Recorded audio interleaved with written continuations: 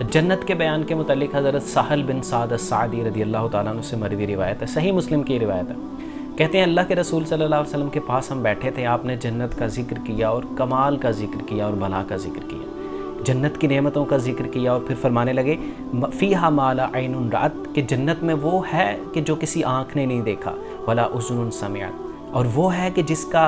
جس کی آہٹ کسی کان نے نہیں سنی، ولا خطر علی قلب بشر، اور وہ ہے کہ جس کا خیال کسی بشر کے دل پر کبھی نہیں گزرا۔ یعنی اتنی ناز و نعم سے بڑی جنت اللہ نے متقی اور پرہیزگاروں کے لیے تیار کی ہے۔ اب انسان اگر تصور کرے تو وہ تصور میں کتنی خوبصورتی کا تصور کر سکتا ہے، اور اگر انسان اپنی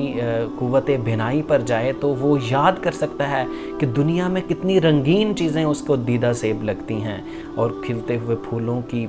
کی رنگت، اور یہ پھر بلند و بالا پہاڑوں کے سلسلے، اور یہ درختوں کے پتے اور پتوں کے اوپر کشیدہ کاری، اور کتنی اس آسمان پر تیرتے ہوئے بادلوں کا ایک خوبصورت منظر، اور اسی طرح سے کان جب سنتی ہے فطری آوازوں کو تو وہ کتنی خوبصورت اور بھلی محسوس ہوتی ہیں، اور اسی طرح انسان کے دل پر تو بڑے سے بڑے خوبصورت گمان گزرتے ہیں، اور وہ چیزیں بھی انسان کے تصور میں آتی ہیں کہ جو انسان نے دیکھی نہیں ہوتی، وہ امیجینیشن کے بل بوتے پہ تخیل کے۔ فرمایا جنت اتنی بڑی نعمتوں سے بھری ہوئی ہے کہ کبھی کسی آنکھ نے نہیں دیکھا، کسی کان نے اس کی آہٹ نہیں سنی، اور کسی بشر کے دل پر اس کا خیال نہیں گزرا۔ اور پھر آپ نے وہ آیت